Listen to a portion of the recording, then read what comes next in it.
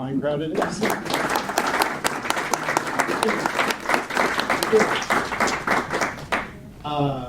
Welcome.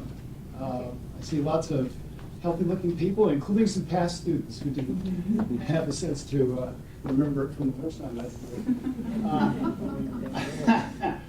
I have given this versions of this particular presentation many times because I love the piece, and I hope that you'll walk out loving it as well. It's also an extraordinary example of what it is, and extreme examples of a phenomenon are good for highlighting that phenomenon. And the phenomenon is this. A wise colleague of mine many years said to me, he said, John, you know, in great music, great vocal music, there is an intimate tie between the music and the text. Music and text. And this has really intrigued me as a composer myself. I have now in recent years written quite a number of songs, and the secret I have discovered is really that you have to listen to the text. I've told students, if you're stuck, don't know what to write vocal music. Because if you listen to your text, it will tell you what to do. So this piece does it in an extraordinary manner. The author here, the poet, is Johann von Göthe, who is one of the, if not the, towering figure of German Romanticism. And it's a ghost story, which is why we wanted to do this around Halloween. It's pretty grim. I for many years have gotten sort of a laugh out of, like, say, the death metal people who feel like they have invented chaos. When in fact it's a very old idea, and the Romantics did a great job of it. The first rock star was a guy named Paganini, who played the violin so well that rumors flew that he had made a deal with the devil, and he threw his gloves to the women in the front row, who would promptly swoon, and it sold tickets. It sold a lot of tickets, and he did not repress the rumors at all. But anyway, this is a dramatic ballad, which is, by definition, a yarn, and people would, in Germany, would gather around and hoist a few and tell ballads. That was the thing. And this one, the Erlkönig, the translation of that word is kind of up in the air. It could be a mistranslation of the Danish legend from which it probably stems, which would be Elvenkönig, in other words, elf king, king of the elves. Another possibility, though, is that it refers to the alder tree, so the king of the forest. And there's a related legend about the alder king who has a habit of causing mischief with children. By the end, I'm sure you'll agree, this is a little bit beyond mischief, but you got to start somewhere. So I'm going to start. So you're going to know right from the beginning here what happens. I'm sorry. We're going to remove all suspense about how it turns out. You're going to know right away. But we're going to then take it bit by bit by bit, and I'm going to give you some hints about what to listen for, and then by the end, hopefully, you will hear deeper into the piece. If you have the ability to follow a musical score, even just a little bit, if you can just follow the vocal line, that will be a little bit helpful to you. If you can't, no worries. Follow the page of poetry. The German phrases line up with the English phrases very well. And I'll tell you what I'll do. I'll follow the score as it plays, and I'll holler, turn, when it's time to turn the page. Okay? In case you get behind. And on this first play, this is a remarkable little 4-minute sort of kind of opera. And I'm going to give you an assignment.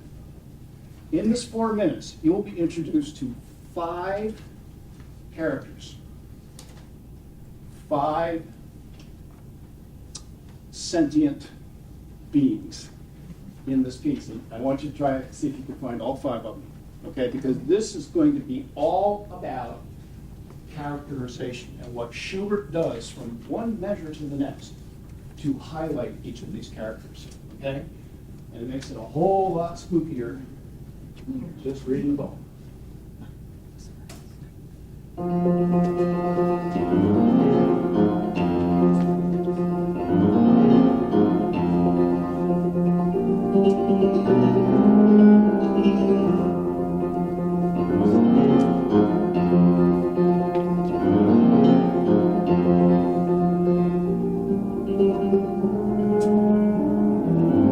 Wir reiten zu spät durch Nacht und Wind.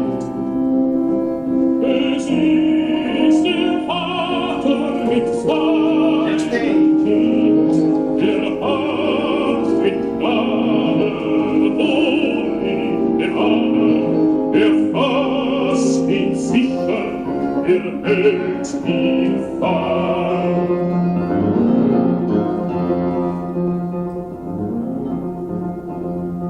Mein Sohn, was wirst du vom dein Gesicht? Siehst Vater, du, den Erlkönig nicht, den Erlkönig mit Kronschein. Mein Sohn, ist dies ein Edelstreit?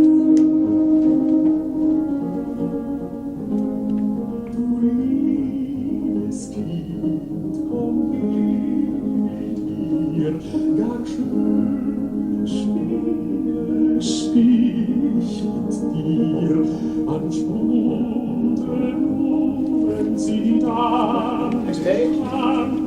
Meine Mutter war ein schöner Wand.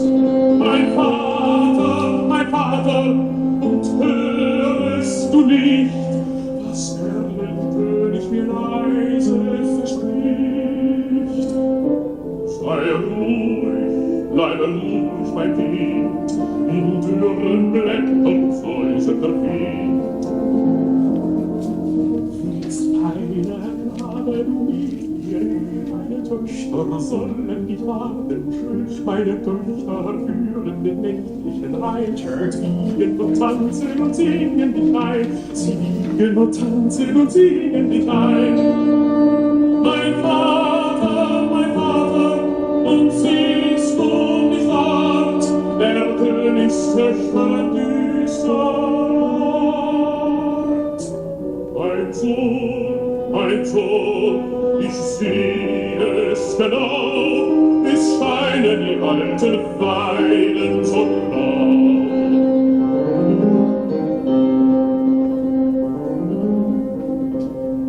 Ich liebe dich, mich reizt deine schöne Gestalt, und bist du nicht willig, so brauch ich Gewalt. Mein Vater, jetzt was will ich an? Erlkönig hat mir ein Eid getan. Der Vater glaubt, er leitet das Wind, er hält wie an das Nächste. Erreicht den Hof mit Fehl und Not. In seinen Armen das Kind war tot.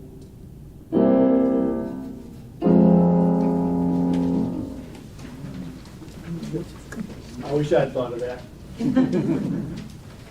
Okay. So, somebody name a character. The father. The father. Who else? The son. The son. Who else? Erlkönig. Who else? The wind. The narrator. The narrator. Yeah. The daughter. Well, okay, but the daughter is just mentioned. It's not really a participant. There's another mammal. It's a horse. Clippity, cloppity, clippity, cloppity, right? Does not this entire tale take place on the back of a horse? That's going to be important. Okay. All right. So here we go, moment by moment from this is the beginning.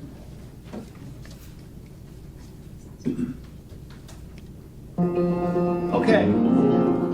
We can probably agree from this opening stuff. This isn't fun and games, right? It's pretty ominous from the very start. You're going to hear a lot of that left-hand motive there. And who speaks first? The narrator. The narrator, okay? And he says this. Reiten so spät durch Nacht und Wind. Yes, a question.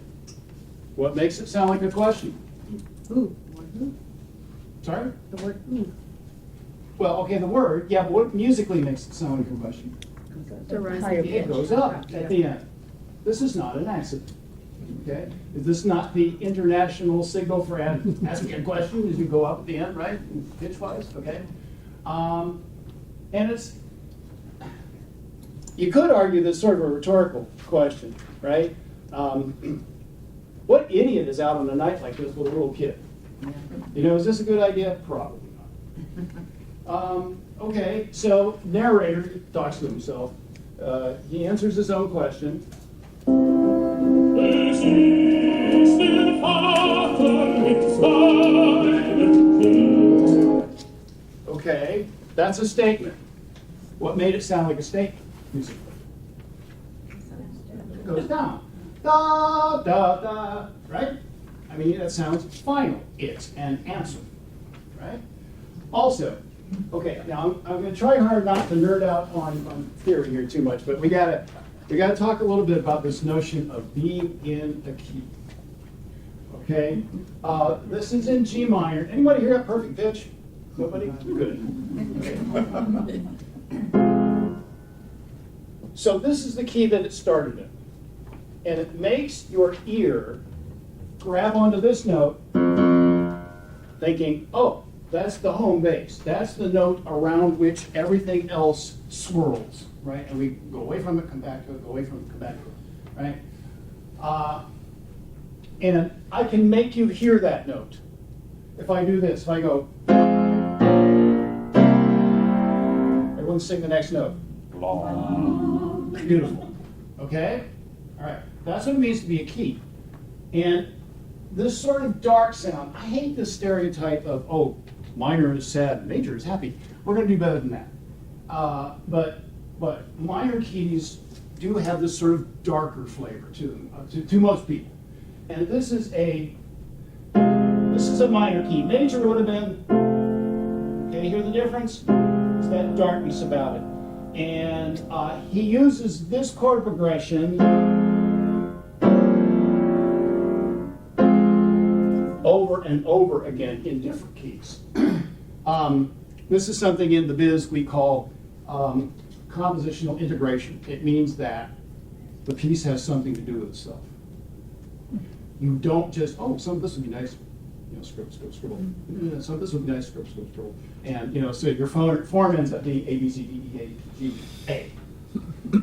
The idea is to limit yourself to a few basic elements and then weave them as best you can together so it becomes a discussion about these few ideas, okay? So you're going to hear that chord progression a lot. And by the way, even if you don't have a lick of musical background, and even if you can't pick that out exactly, it still works. Okay, so the effort on the part of the composer is never wasted to do these kinds of things. It always has a desirable effect on the listener, whether you know it or not. Okay, so the piece starts here, but we just got to where it says, Der Vater mit seinem Kind. It's the father with his child, and it goes, no, oh, sorry, wrong key. I have to, this is actually being sung a step lower than in print, so I have to remember to transpose it down. This is done commonly. This is Dieter Fischer-Dieskau, who is renowned as one of the all-time interpreters of Schubert. It's an amazing performance. I've listened to this thing hundreds of times, and I never cease to be amazed at how subtly he delivers this text. It's really something.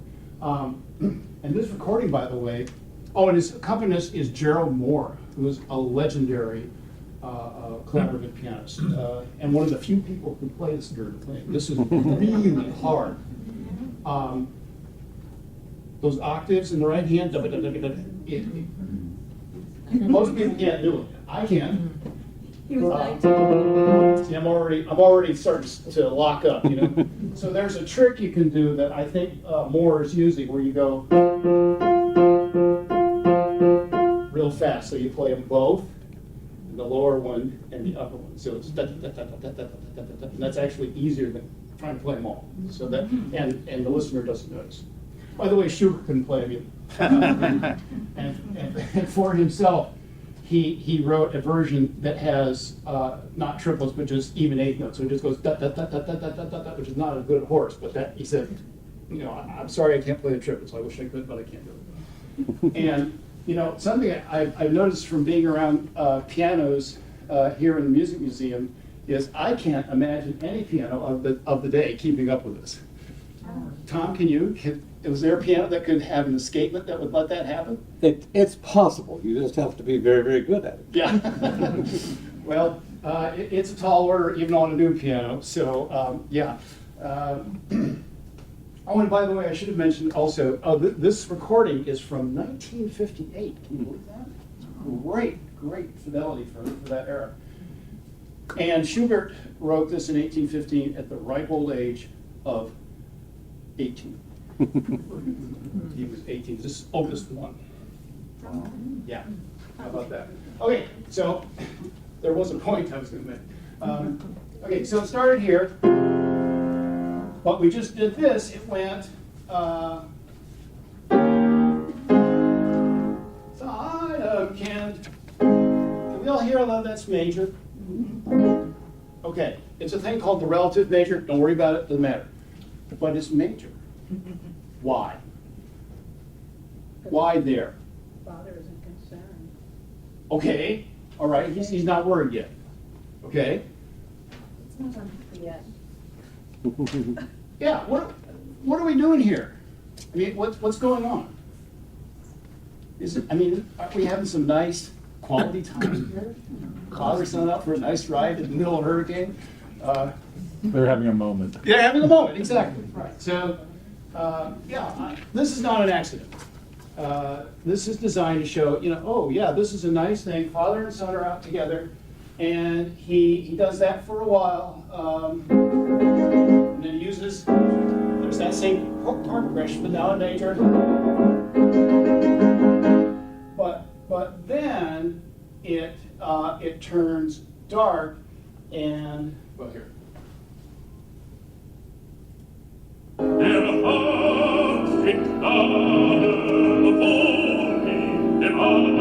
So notice he's holding him firmly in his arm. We're still in that major sound, right? But then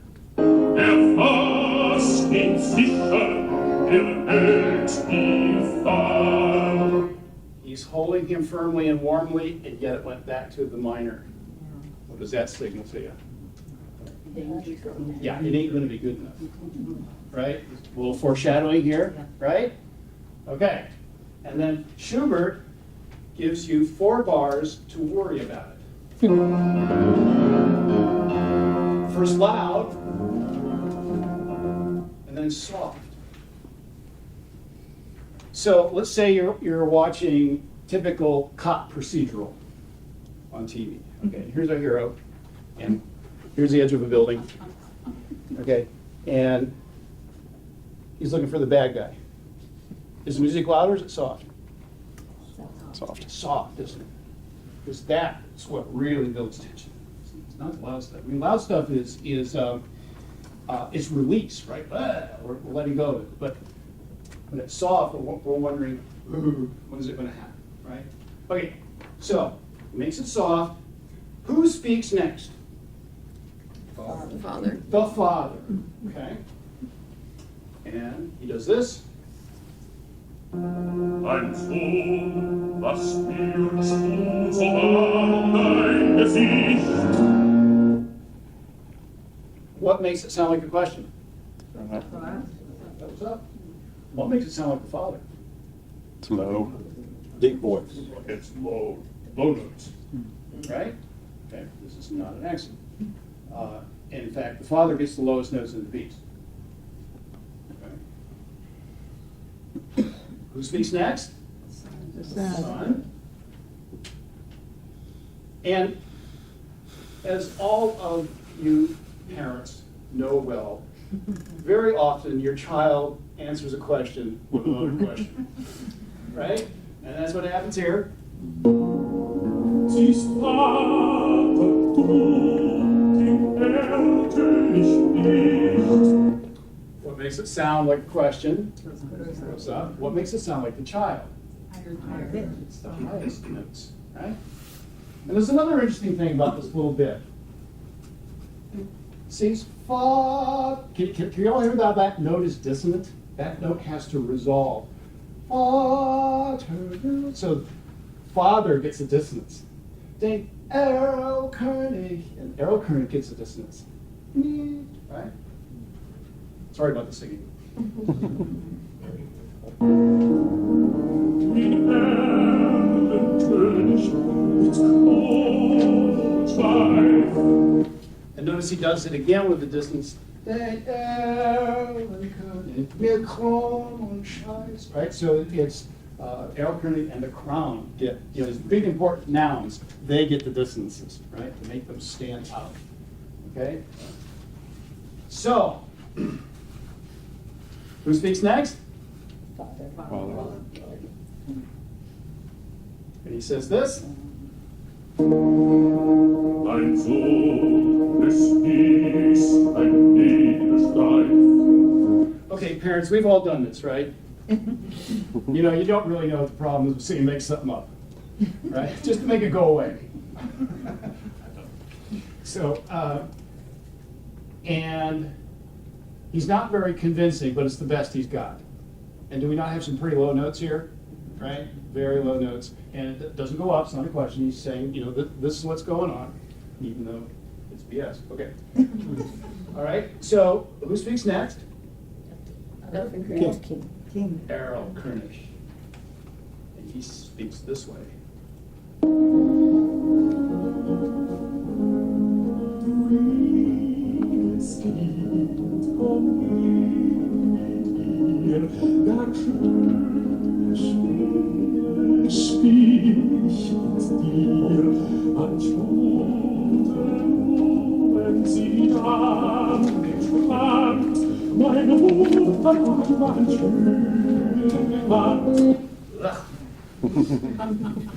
That is not what we want to hear, right? But did you notice Erlkönig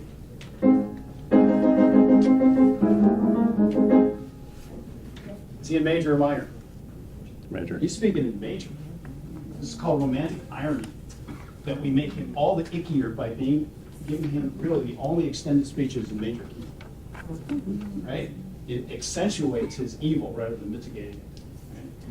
So, again, not an accident. Now, I want to talk more about this plot. I love this part.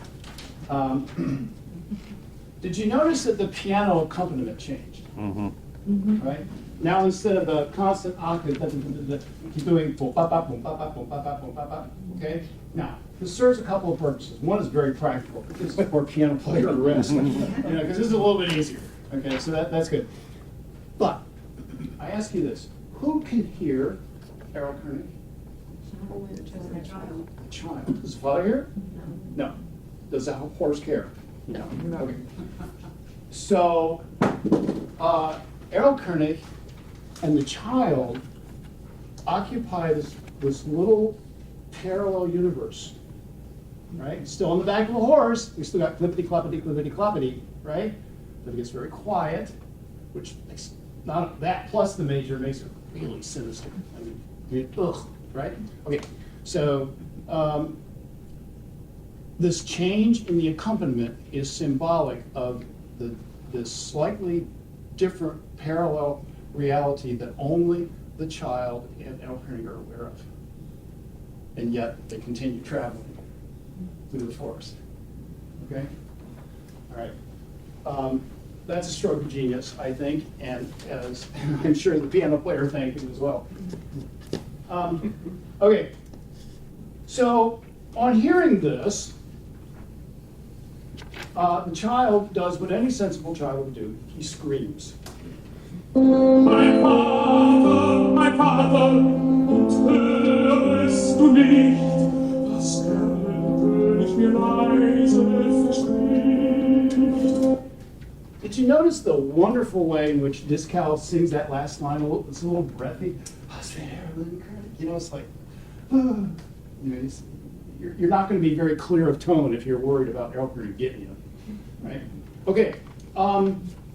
So is it written like a question? Yes. Yeah, goes up, right? And another thing here, now again, I don't have to get into, you know, super technical nerdy explanations of this, but just know that the harmony under this child's scream is very unstable. It doesn't settle in any key or another, right? You get dissonance that is unresolved. What better way to underwrite a scream, right? Terror, sheer terror. Okay. So then the father responds. Sei ruhig, bleibe ruhig, mein Kind, in Türen blendet säuselt Wind. All right, well, Dad still doesn't get it, does he? No, he's clueless.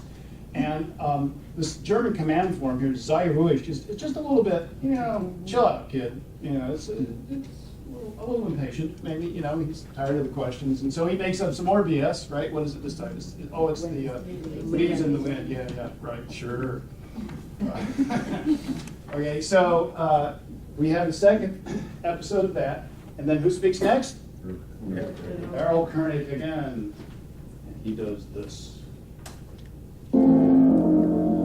Das feine Habe mit mir, meine Töchter sollen die Taten, meine Töchter führen den nächtlichen Rein. Ziegen und tanzen und singen dich ein, ziegen und tanzen und singen dich ein.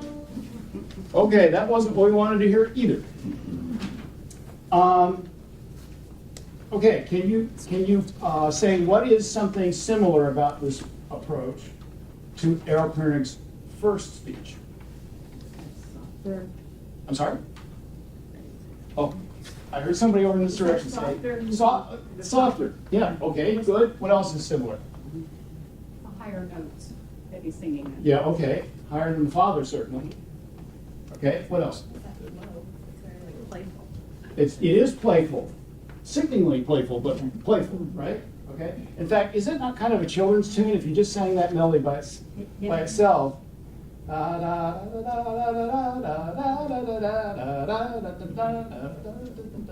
know, it could be, right? Okay. Sounds more urgent. Sounds more pressing. It's faster. It sounds. Yes. Is Erlkönig not getting excited here? We really don't want to hear about this, but I mean, that's what's happening. Yeah, he's getting excited about the notion that he's going to grab this kid. Right? So his rhythms start to be faster. What about the piano part? It's major. Well, it's major again, right? I kind of gave that away earlier. Yeah, right. So again, Erlkönig is the only one who gets to speak in major key, which makes it more icky, right? Is that going to fall into the trope of the silver-tongued devil? I think. Yeah, probably. Yeah, I would have thought so. What about the notes that the piano player is playing? Triplets. Yeah, Greg's going, which is right. Yeah, he gets to play arpeggios, which are really a relief for this poor piano player, right? This is much more under the hand, easy to do, and this guy's going, you know, this I can do. Okay, and notice now here's something, a little stroke of genius on Schubert's part. Do you notice that he repeats that last line of the speech? My daughters will nightly dance and cradle and dance and sing you to sleep. And did I mention they will cradle and dance you to sleep, right? And it's a kind of used car salesman thing. What did I mention? And listen to the way Sigal does this. Because when he repeats it, he puts that breathiness into it that sounds really Sinister. yeah, sinister and desperate, over-eager. Listen to it. I'm sorry, I backed it all the way from the beginning to speak. That's right. Meine Töchter führen den nächtlichen Rhein und wiegen und tanzen und singen dich ein. Sie wiegen und tanzen und singen dich ein. You get a little bit of breathiness he puts in there? That's too cool. That's why I just love his performance. It's just so subtly responding to what Schubert's written down. You know, people have the stereotype that in classical music, oh, everything's written down. No. You could play this, play all these notes, all these rhythms, all these dynamics exactly, and still have be dull as dishwater, right? The performer has to be involved and has to get off the page. And I don't have the slightest doubt that Schubert would appreciate the way this is being done. Okay, well, then, of course, makes perfect sense, the kid screams again. Mein Vater, und siehst du nicht fort, Erlkönig verschwand So more of the same, right? Another scream. And I'll spare you the search through all the little black dots here, but as a way of demonstrating that the child is becoming ever more terrified, this scream is a step higher than the first one. Not an accident. Not an accident. Okay, so Dad is, I think Dad is finally beginning to believe that there's actually something going on. You know, he doesn't want to just give the child a nothing answer, but he's still at a loss. So he does this. Ein Sohn, ich sehe es genau, es scheinen die alten Weiden so laut. Those are the highest notes that the father gets to sing. And you notice that he's pretty decisive at the end. Da da da da, den Weiden so grau. You know, he's really trying to make a case for this answer, even though he knows good and well that's not it. Right? Okay. So I think we can believe that at this point, Dad is becoming genuinely concerned. He says, "There's really something going on here. I need to worry about this. I need to cope." And then Schubert again gives you 4 bars to worry about. First loud, and then soft. All right, who speaks next? Erlkönig. Okay. So what we have coming up here is a classic example of carrot and stick. Right? You give your horse a carrot, hoping that he'll cooperate, and if he doesn't, you whack him with a stick. Okay? And so Erlkönig does exactly that. He thinks that it's an attractive offer for the child when he says, "I love you, I am pleased by your beautiful shape." He's wrong about that. But that's his appeal. And, okay, I'm going to try to get this in the right key here.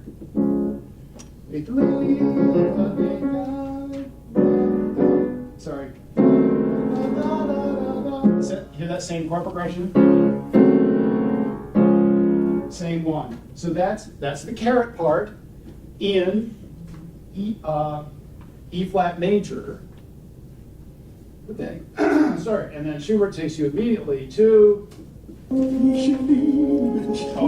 carrot. But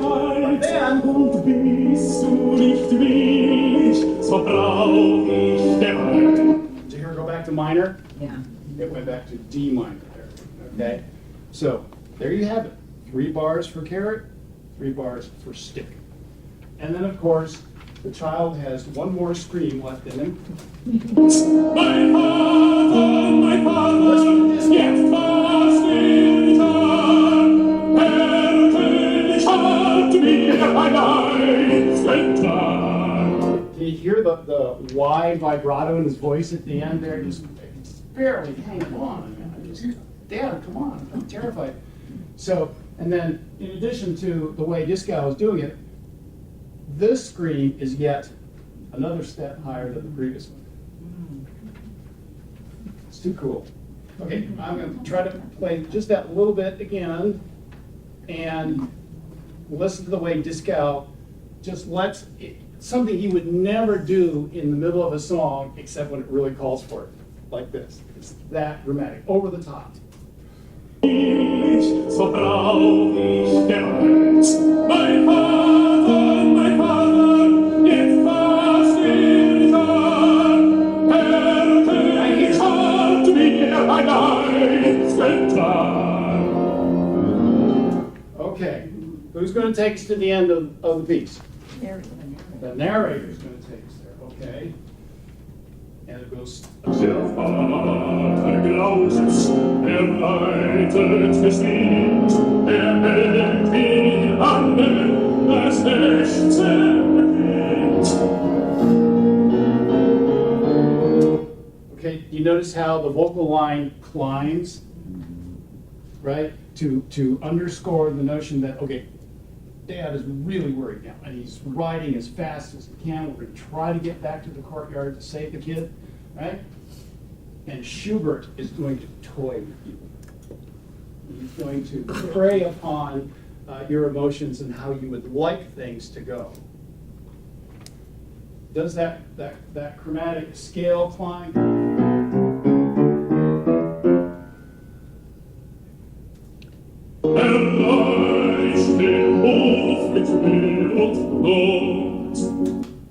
You hear the progression again?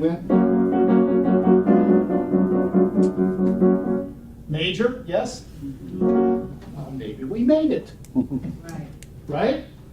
I mean, Dad was digging in, poor horse is working as hard as he can. We made it to the courtyard, Maybe it's gonna be okay. Until Schubert does this. Stops on that ready to go. Wait a minute, that wasn't supposed to happen. In seinen Armen das Kind. And when you hear that chord, you know it's over. Yeah. That's the fully diminished 7 chord international symbol for impending doom. One of my students once told me that was the pay the rent chord. Rent chord. Pay the rent. Pay the rent. It's the time to the railroad tracks chord. Yeah, there he goes. Yeah. And of course, we all know how it comes out.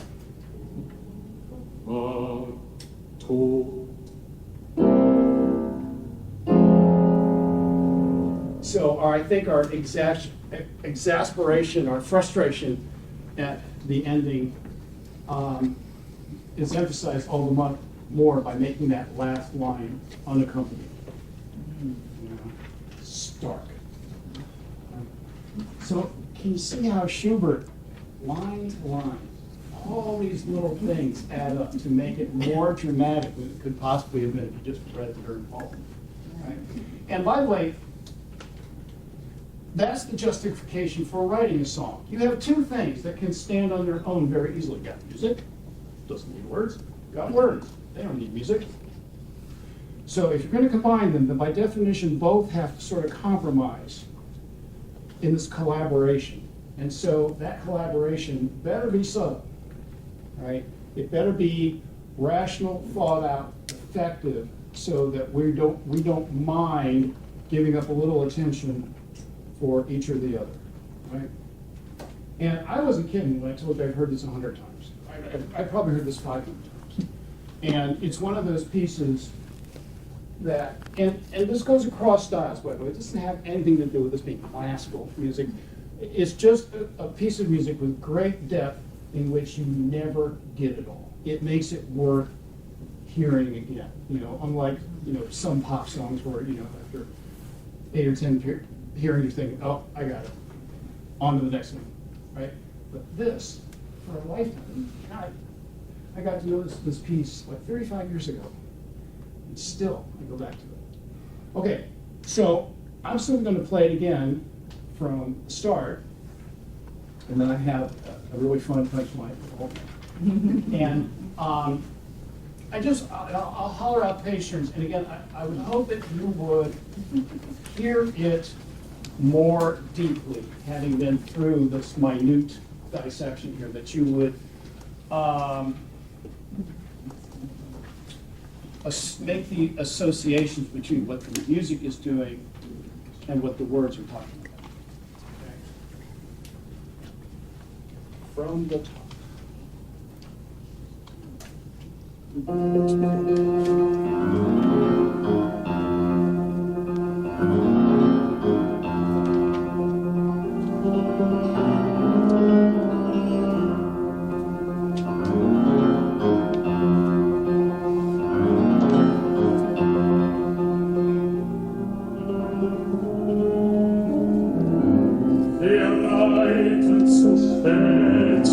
Nacht und Wind. Es ist der Vater mit seinem Kind, der hat in Gnade wohl in dem Arm, der fasst ihn sicher, der hält ihn fern.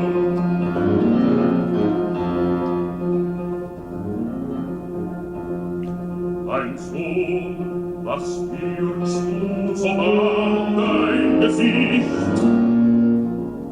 Siehst Vater, du, den Erlkönig nicht, den Erlkönig mit Kronenschein. Ein Sohn, es ist ein Widerstreit.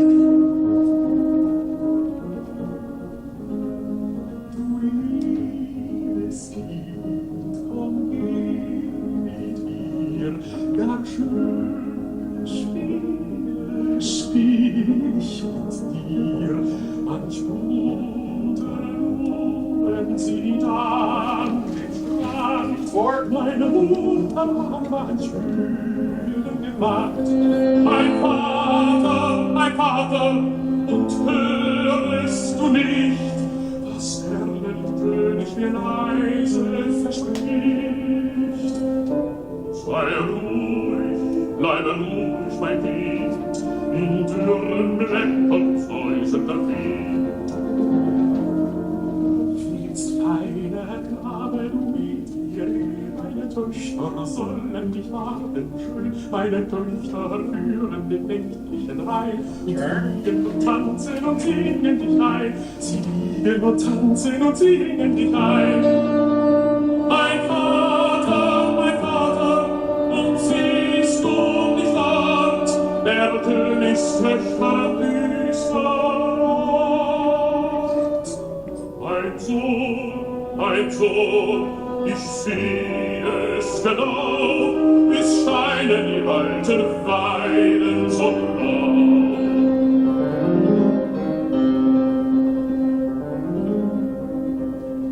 Ich liebe dich, mich reizt deine schöne Gestalt, und bist du nicht willig, so brauch ich Gewalt. Mein Vater, jetzt fass dich an, Erlkönig hat mir mein Leid getan. Dem Vater grauset's, reitet geschwind, hält ihn an, das ächzende Kind. Erreicht den Hof mit Mühe und Not. In seinen Armen das Kind war tot.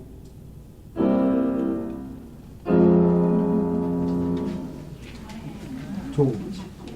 So the music certainly heightens the tragedy of this whole business.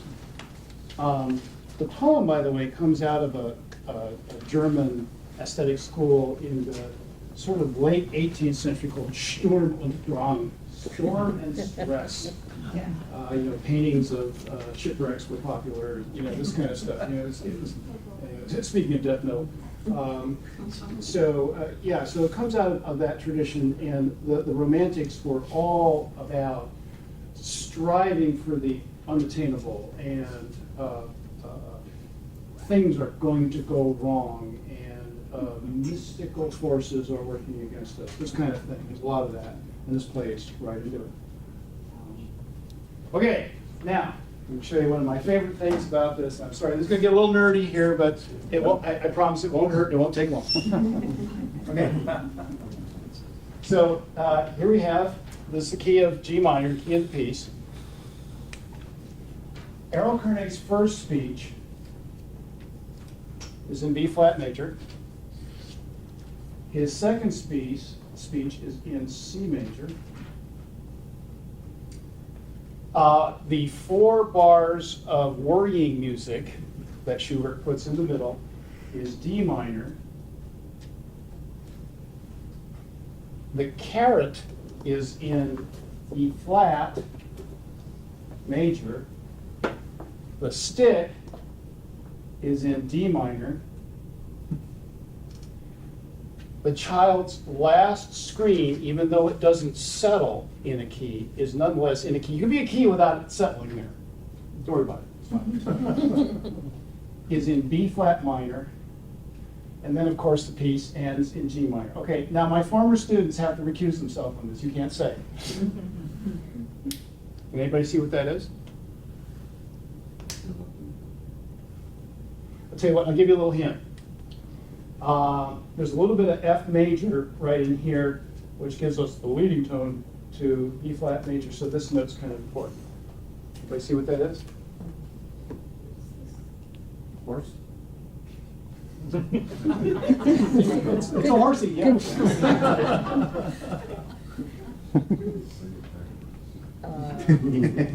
Let me play it for you.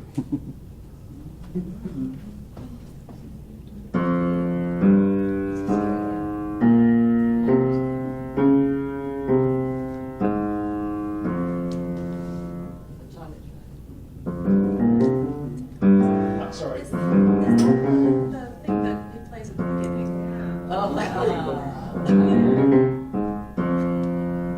Is that not incredible?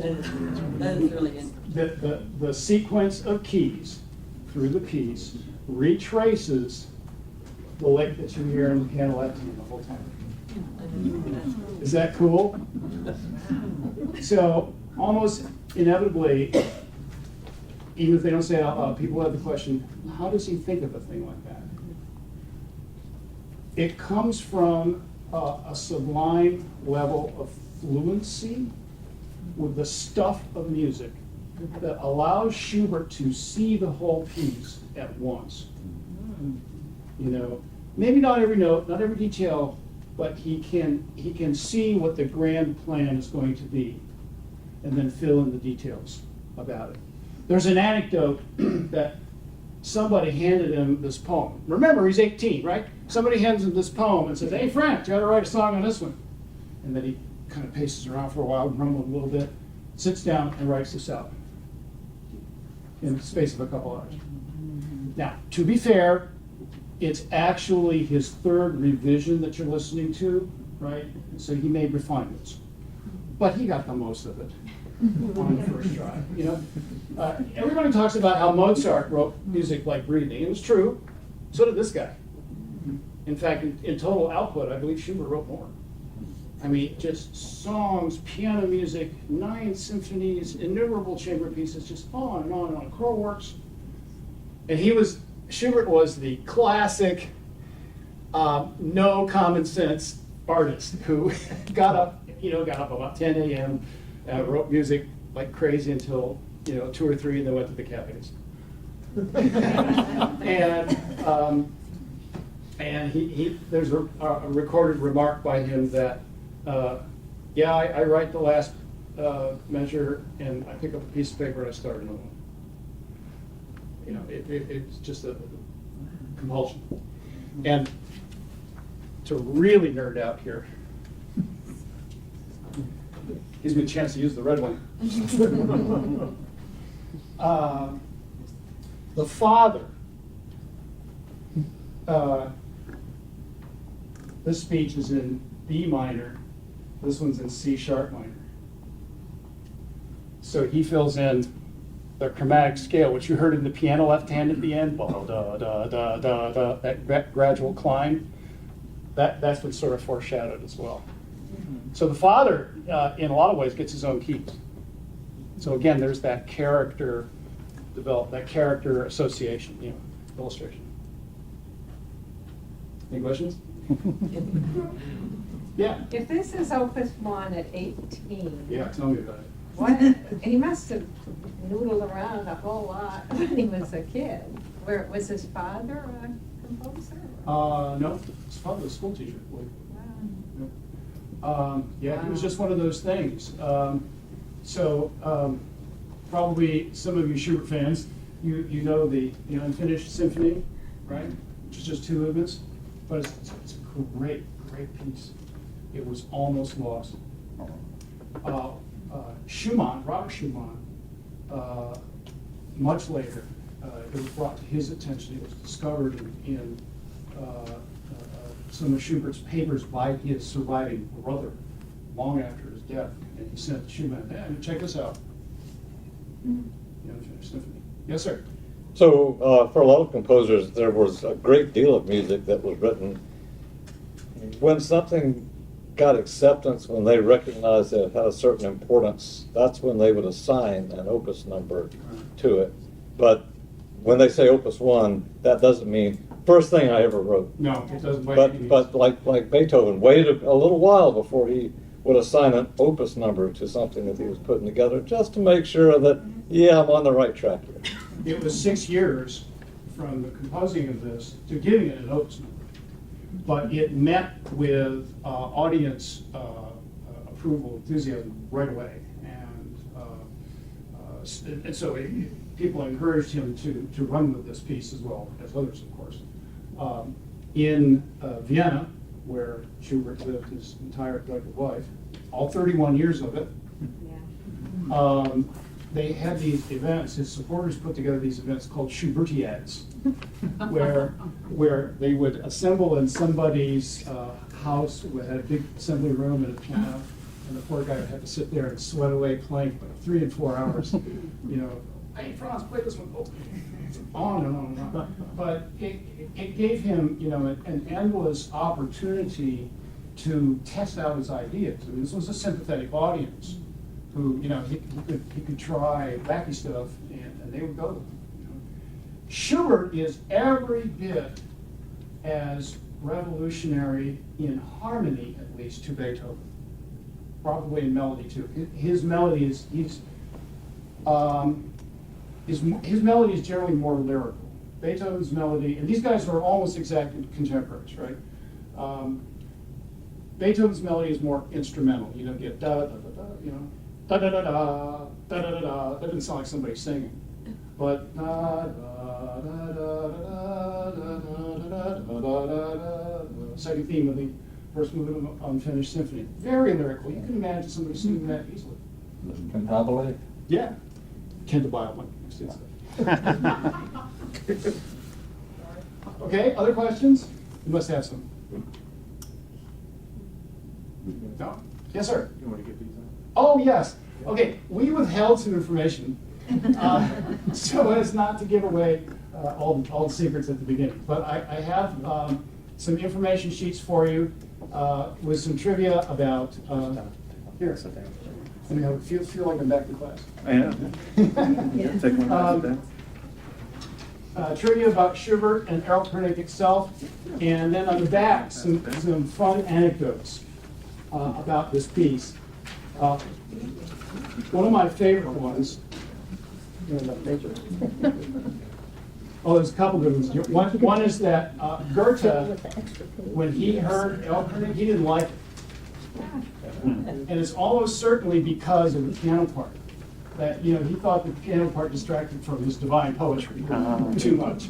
Okay, but then later on, he heard it a second time, said, oh, I get it now. I get it. Unfortunately, Schubert was dead. So he didn't get to enjoy it, and I told you so. And then another fun one in here is there was another composer. Schubert had submitted Erlkönig to a publisher, and they didn't take it. And they sent it back to the only Franz Schubert they knew. It was some other guy. It was another composer. And when he got it back, he says, I'm going to find out who wrote this piece of trash and put my name on it. He looks pretty silly. All right, guys, it was, So yeah. a question about Goethe, so I'm just looking at this first line on the fact sheet. So Goethe is the author of this poem, and this poem is incorporated into this Singspiel? Or A Singspiel, yes. A Singspiel is sort of a light opera with a lot of the same devices as an opera, except it's probably shorter, it's probably lighter, and it does not have recitativo. So the dialogue is spoken. So it's a little bit closer to being a musical. And Die Fischerin means the fisherwoman.